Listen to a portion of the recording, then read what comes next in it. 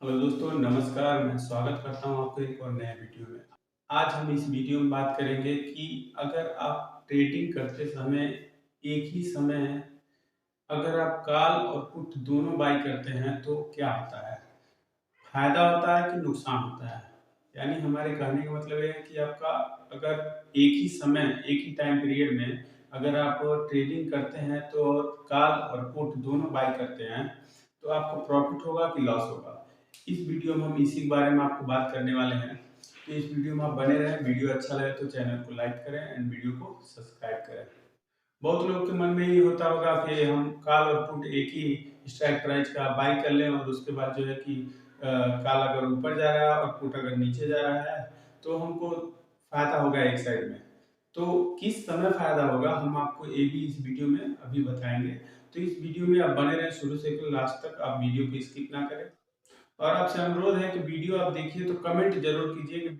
तो चलिए वीडियो को शुरू करते हैं। दोस्तों, आज की इस वीडियो में जानेंगे कि अगर आप कॉल को और पुट को एक साथ अगर बाय करते हैं तो क्या होगा। अगर आपके मन में ये सवाल चल रहा है कि लाइव मार्केट में ऑप्शन ट्रेडिंग करते वक्त कॉल भी और पुट भी एक साथ अगर हमने बाय किया तो क्या होगा, लॉस होगा, प्रॉफिट होगा, क्या होगा, क्या ये करना सही है और अगर करना सही है तो कब करेंगे। तमाम तरह के जो सवाल है ना, उसका जवाब आज की इस वीडियो में बहुत आसान और सरल तरीके से दोस्तों आप लोगों को देने की कोशिश रहेगी। कॉल जब भी हम बाय करते हैं मार्केट ऊपर जाने वाला होता है तो ठीक है, तभी हमें यहाँ पे होता है प्रॉफिट। लेकिन अगर हमने कॉल बाय किया और मार्केट नीचे आ गया तो हमें यहाँ पे लॉस होता है। कॉमन सेंस ये आपको पता होगा। पुट हम कब बाय करते हैं? मार्केट जब नीचे आने वाला होता है, ओके, तभी हमें पुट में होगा प्रॉफिट, अन्यथा होगा हमें लॉस। कॉमन सेंस ये कहता है। लेकिन कॉल और पुट दोनों एक साथ बाय कर लिए। मान लो बैंक निफ्टी चल रहा है 45,000 पे, ठीक है। अभी यहां पर हमने क्या किया, 45,000 का मान लो कॉल भी और 45,000 का पुट भी मान लेते हैं, हमने बाय कर लिया, ठीक है।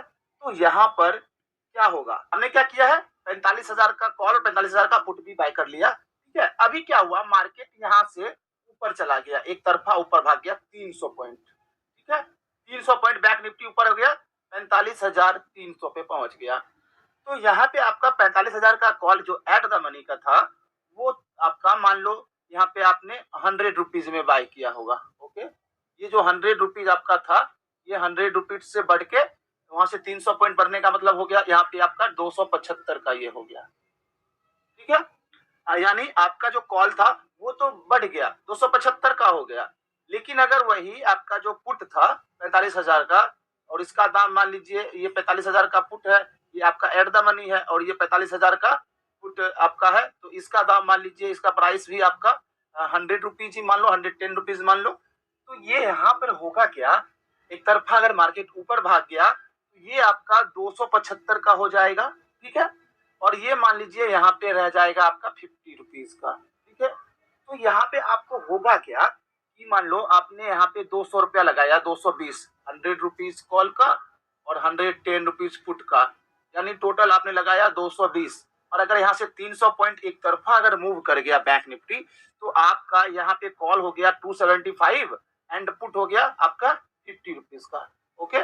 तो यानी कि आपका जो है 275 एंड 50 कितना हो गया, 350। और आपने लगाया कितना था, 220, यानी कि 130 रुपया का आपका हो गया यहाँ पे प्रॉफिट, ठीक है। इतना आसान भी नहीं है, अभी आपको समझा रहा हूं ना। यहाँ पे हो गया प्रॉफिट।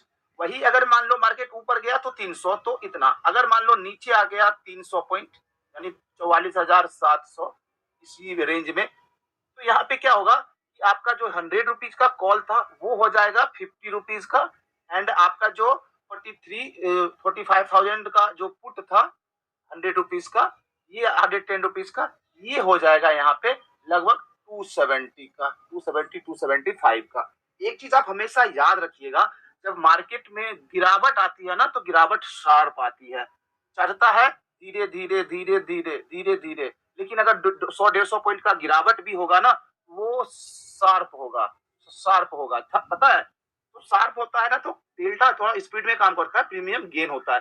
तो यहाँ पे 275 से 300 भी आपका पुट प्राइस हो सकता है, और ये जो आपका पुट का कॉल का था मार्केट गिरने पे 50 रुपीज का होगा। तो मान लो कि यहाँ पे भी आपको अच्छा खासा प्रॉफिट हो जाएगा। मार्केट यहाँ से एक तरफा 200 पॉइंट 300 पॉइंट ऊपर या 200-300 पॉइंट नीचे आएगा तो।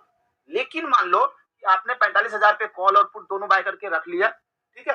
अब मार्केट जो है ना ऊपर गया 50-60 पॉइंट, फिर नीचे से आता है, फिर ऊपर जाता है, फिर नीचे आता है, इसी तरह से ऊपर आके नीचे जाके क्या होता है कि शाम को क्लोज हो जाता है। तो अगर यहाँ पर आप बने हुए हो और मार्केट सीधा और सरल भाषा में मैं आपको कहूं कि रेंज बाउंड है, बैंक निफ्टी 70-80 पॉइंट 100 पॉइंट के रेंज में ही अप डाउन कर रहा है और आप बने हुए हो, तो दोनों में आपका हो जाएगा टाइम डीके। कॉल में भी टाइम डीके और पुट में भी टाइम डीके। तो यहाँ पे आपका दोनों में लॉस हो जाएगा। जैसे जैसे आपका टाइम बीतता जाता है आपके प्रीमियम का वैल्यू कम हो जाता है, उसका जो टाइम वैल्यू है ना वो कम हो जाता है। तो टाइम डीके की वजह से अगर मार्केट रेंज बाउंड में है तो आपको कॉल और पुट बाय करने में हमेशा हमेशा हमेशा लॉस ही देगा, कभी प्रॉफिट नहीं देगा। तो यहाँ पे एक चीज आपका क्लियर हो गया कि अगर मार्केट रहेगा रेंज बाउंड और हमने कॉल और पुट अगर बाय कर लिया है तो वहां पे हमें बड़ा लॉस हो सकता है, कॉल में भी और पुट में भी, ठीक है। तो हमें बाय कब करना चाहिए? जब मार्केट में बड़ी मूवमेंट होने वाला हो। यानी अगर मान लो बैंक निफ्टी अभी 45,000 पे है तो यहाँ से अगर 300 पॉइंट ऊपर भाग गया तो हमें कॉल और पुट दोनों बाय करके रखे हैं तो हमें बड़ा प्रॉफिट होगा, क्योंकि एक तरफा मूवमेंट होगा तो कॉल का प्राइस बहुत स्पीड में भागेगा, लेकिन जो पुट का प्राइस है ना वो उतना स्पीड में कम नहीं होगा, ठीक है। अभी मान लो 300 पॉइंट बढ़ गया तो 300 पॉइंट बढ़ने में आपको कम से कम 180 रुपए का गेन मिलेगा। 0.5 का डेल्टा होगा 45,000 का एट द मनी का। जैसे जैसे बढ़ेगा गामा वहां पे इफेक्ट देगा। तो अगर 300 पॉइंट बढ़ता है तो 150 पॉइंट तो ऐसे आपका बढ़ गया 0.5 डेल्टा के हिसाब से, लेकिन जैसे जैसे आपका प्राइस इन द मनी में आया होगा, डेल्टा बढ़ा होगा, तो कुल मिला के 180 190 रुपए का गेन आपको वैसे दे देगा, ठीक है, 300 पॉइंट पे। अब 300 पॉइंट पे अगर 180 190 रुपए अगर मान लो 200 राउंड फिगर दे दिया और ऑलरेडी 100 का पहला असर था, तो यानी आपका कॉल हो गया 300 का, लेकिन वो जो पुट का प्राइस था जो 110 का था ना वो उतना स्पीड में घटेगा नहीं, ठीक है। जब मार्केट बढ़ेगा तो उतना स्पीड में नहीं घटेगा, तो वो 110 से 60 या 50 तक जाएगा 300 पॉइंट पर, या 40 ही मान लो, ठीक है। तो भी आपके पास 340 रुपीज का टोटल होता है और आपने लगाया कितना 220 225 इस हिसाब से। तो आपको एक चीज हमेशा गौर करना है कि मार्केट में हाई वोलेटिलिटी कब आएगा। मार्केट जो है एक तरफा मूवमेंट तभी करता है जब हाई वोलेटिलिटी हो, और ये ज्यादातर जो है ना एक्सपेरिमेंट किया जाता है एक्सपायरी के दिन। मंथ में आपके पास 12 एक्सपायरी होता है, ठीक है। 4 होगा निफ्टी का, 4 होगा फिन निफ्टी का एंड 4 होगा बैंक निफ्टी का। एक्सपायरी के दिन ही ओनली फॉर आप कॉल स्ट्रेडल यानी कि कॉल और पुट को बाय करके चल सकते हैं, क्योंकि एक्सपायरी के दिन हाई वोलेटाइल मार्केट होता है। तो हाई वोलेटिलिटी मार्केट में ही हमारा ये स्ट्रेटजी काम करेगा। कभी भी consolidated market range bound market में कॉल और पुट को बाय करके नहीं चलना है।